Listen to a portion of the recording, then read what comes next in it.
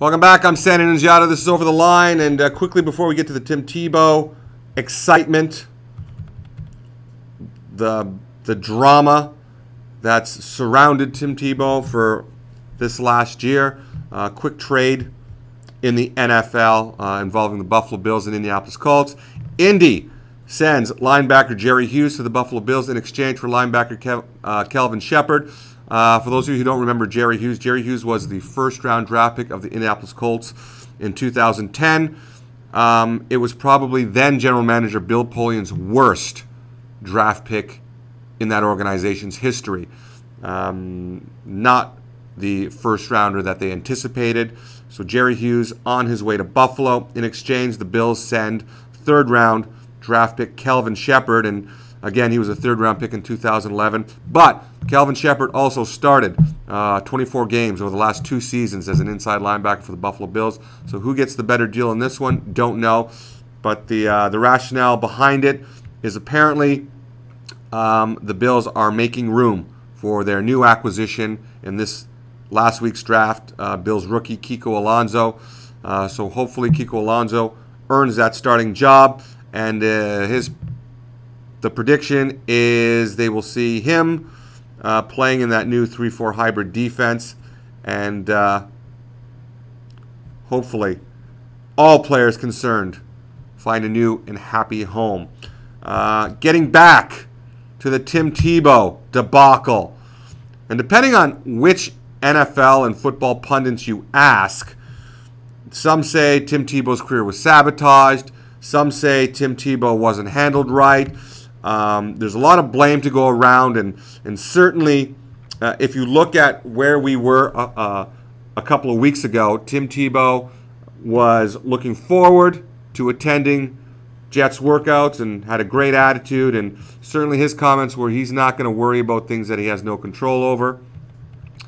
But over the last year, people are insisting that the distraction was just too strong, and John Idzik, the new GM, wanted to put his stamp on the team. And what that means is getting rid of any remnants from the last administration. And, you know, there are some people out there that say that acquiring Tim Tebow ultimately led to Sparano and Jets general manager Mike Tannenbaum losing their jobs. Now, Sparano just never really knew how to utilize a guy like Tim Tebow. And unfortunately, it was one of those situations where the writing was on the wall very, very early on. And to give you a recap of Tim Tebow's career highlights in New York, he ran for 102 yards. He completed 6 of 8 passes for 39 yards and scored 0 touchdowns for the Jets last season after acquiring him in a trade from the Denver Broncos. So Tim Tebow is now a free agent looking for a team. The Jets are now officially have exercised that demon of Mike Tannenbaum, former GM, and Tony Sparano. The only one left, obviously, is Rex Ryan, and whether or not he'll survive the season, that's anyone's guess. He is still there with Mark Sanchez. The New York Jets take Geno Smith in the second round, and we'll see who's taking first-team snaps come opening day. But a lot of questions still linger with respect to Tim Tebow, and where might Tim Tebow land? I mean, this is a man of exceptional character, does great work in the community, and has always conducted himself very, very well and respectfully on the field and as well as on the field. The only knock on Tim Tebow certainly is his quarterbacking skills, and that comes from GMs and head coaches all over the league. So, where does Tim Tebow land? Already, everyone was thinking, well, Jacksonville would be the ideal situation. Obviously, they don't have an incumbent quarterback, and it's Tim Tebow's hometown. And for a diminishing fan base, and for a lot of empty seats, and for a renewed interest in that Jacksonville Jaguars team, Tim Tebow would be a great fit. But, according to team owner Shad Khan, not going to happen. Jacksonville Jaguars do not see any place for Tim Tebow, and at this moment, they do not expect him to be with the Jacksonville Jaguars. Are there other teams out there? Certainly some other teams on the horizon that might pose some kind of curiosity, but the reaction around the NFL is Tim Tebow has played his last professional game at quarterback. Some of the tweets that are coming out right now, some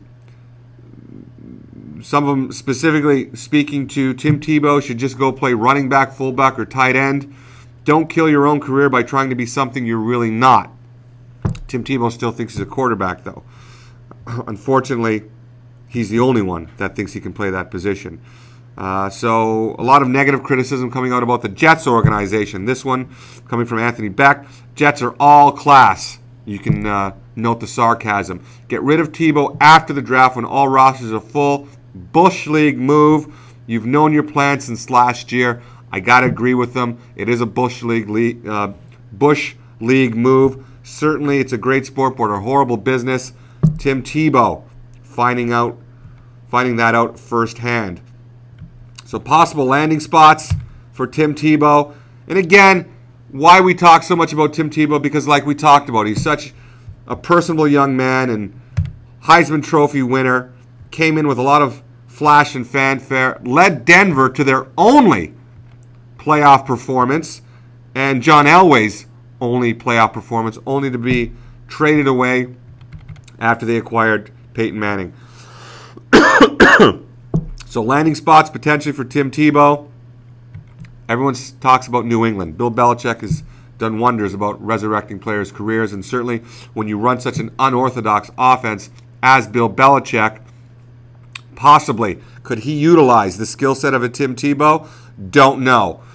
But Bill Belichick has gone on record saying that Tim Tebow is a valuable guy. Maybe he's valuable because of his versatility. I don't know. San Diego, possibly reunited with Mike McCoy. Now, Coach Mike McCoy, he's the one that squeezed every ounce of talent and ability out of Tim Tebow when he was the offensive coordinator in Denver. Can he do it again in San Diego? We already know that they have an incumbent in Phillip Rivers, so there's no quarterback controversy there. Possibly San Diego Charger, don't know. Seattle Seahawks, when you look at the backups behind a guy like Russell Wilson, are they content to go with Brady Quinn, Josh Portis, or Jared Johnson? Maybe they'll add Tim Tebow into the mix. Pete Carroll is not afraid to do the unexpected, according to NFL.com. Washington, don't know. A competent backup behind Robert Griffin. They brought in Pat White to mimic the performance, but don't know if they'll bring in Tebow to do the same. They say there's a connection with Mark Trestman. Mark Trestman put Tebow on the Montreal Alouettes negotiating list when he was with the Montreal Alouettes. Oakland, possibly. Maybe Cleveland. Don't know. But as of right now, it doesn't look good. The Bears are not interested. Eagles are not interested. Tampa Bay Buccaneers not interested. And the Jaguars certainly not interested. Which brings us to the old conversation when quarterbacks can no longer apply their skill in the NFL. What do? Well, certainly some of them come north of the border.